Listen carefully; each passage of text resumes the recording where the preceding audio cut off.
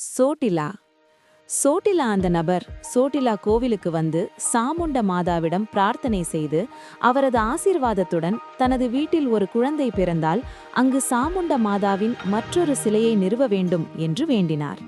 இருப்பினும் ஒரு குழந்தையை பெற்ற பிறகு அவர் தனது வாக்குறுதியை மறந்துவிட்டார்.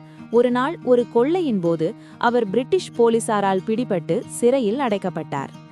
ஒரு நாள் அவர் சிறையில் தூங்கிக் கொண்டிருந்தபோது தேவி அவரது கனவில் தோன்றி அவரது வாக்குறுதியை அவருக்கு நினைவூட்டினார். பின்னர் அவர் விடுதலையானவுடன் தனது வாக்குறுதியை நிறைவேற்ற வேண்டும் என்று தேவியிடம் பிரார்த்தனை செய்தார். இருப்பினும் அவர் ஏழைகளுக்கு நல்லது செய்ததால் சாமுண்டா தேவி அவர் மீது இரக்கம் கொண்டு அவரை மன்னித்து கோவிலில் தனது மற்றொரு சிலையை வெளிப்படுத்தினார். அதன் பிறகு இங்கு சாமுண்டா மாதாவின் 2 சிலைகள் இருந்ததாகவும் முன்பு ஒரே ஒரு சிலை மட்டுமே இருந்ததாகவும் கூறப்படுகிறது. சோட்டிலா மாதா குடும்ப தெய்வமும் கூட. இந்த கோயில் குஜராத்தில் மட்டுமல்ல, மேற்கு இந்தியா முழுவதும் பிரபலமானது.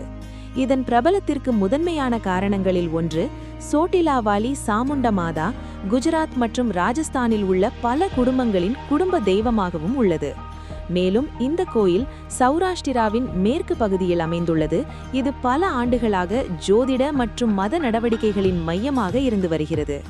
இதனால்தான் இந்த கோயில் ராஜபுத்திரர்களுக்கும் குஜராத் மற்றும் ராஜஸ்தானின் பிற பழங்குடியினருக்கும் மேற்கு இந்தியா முழுவதும் ஒரு புகழ்பெற்ற வரலாற்றை கொண்டுள்ளது.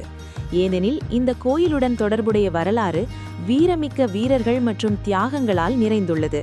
இது சக்தி பீடம் இல்லாவிட்டாலும் குஜராத்தில் உள்ள பலர் இதை சக்தி பீடமாகவும் வணங்குகிறார்கள். மலை கடல் மட்டத்திலிருந்து சுமார் 1250 அடி உயரத்தில் உள்ளது. மேலும் இந்த உயரத்தில் சோட்டிலா மாதா என்றும் அழைக்கப்படும் மாதா சாமுண்டாவின் புகழ்பெற்ற கோயில் உள்ளது. கோயிலின் நுழைவாயில் சோட்டிலா நகரத்தில் உள்ள பேருந்து நிலையத்திற்கு மிக அருகில் உள்ளது. கோயிலை அடைய சுமார் 650 படிகள் ஏற வேண்டும். கோயிலுக்கு தினமும் ஆயிரக்கணக்கான பக்தர்கள் வருகை தருகின்றனர். இதுபோன்ற போதிலும் தரிசனம் செய்வதில் எந்த பிரச்சனையும் இல்லை. கோயிலின் மற்றொரு சிறப்பு என்னவென்றால், இன்றும் கூட யாரும் கோயிலிலோ அல்லது இந்த மலையிலோ இரவில் தங்க அனுமதிக்கப்படுவதில்லை. இருப்பினும் கோயிலின் தலைமை பூசாரி உட்பட 5 பேர் மட்டுமே இரவில் இங்கு தங்க முடியும். எனவே இரவு ஆரத்திக்கு பிறகு மற்ற அனைத்து பக்தர்களும் ஊழியர்களும் மலையிலிருந்து இறங்கி மறுநாள் காலையில் மீண்டும் மலையை அடைகிறார்கள். இதற்கு காரணம் தனது பக்தரான யாரும் இரவில் இந்த மலையின் உச்சியில் தங்கக்கூடாது என்ற அன்னை தேவியின் கட்டளை என்று நம்பப்படுகிறது.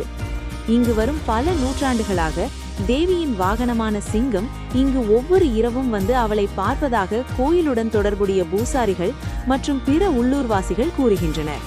எனவே இரவில் கோயிலில் தங்குவதற்கு எந்த யாத்திரைகர்களும் அனுமதிக்கப்படுவதில்லை.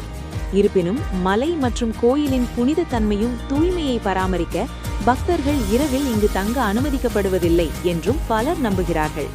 பக்தர்கள் குஜராத் மற்றும் ராஜஸ்தானை சேர்ந்தவர்கள் மட்டுமல்ல, இந்தியா முழுவதிலிருந்தும் ஆயிரக்கணக்கான சனாதனி பக்தர்களும் யாத்திரைகர்களும் சோட்டிலா மலையில் உள்ள மாதா சாமுண்டாவை தரிசிக்க வருகிறார்கள்.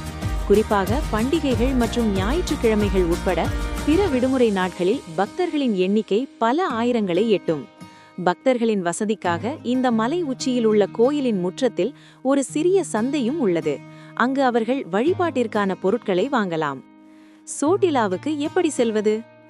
சோட்டிலா மாதா கோயில் அகமதாபாத்திலிருந்து தோராயமாக 170 கிலோமீட்டர் தொலைவிலும் ராஜ்கோட்டிலிருந்து 50 கிலோமீட்டர் தொலைவிலும் உள்ளது. இது ஜாம்நகரிலிருந்து தோராயமாக 135 கிலோமீட்டர்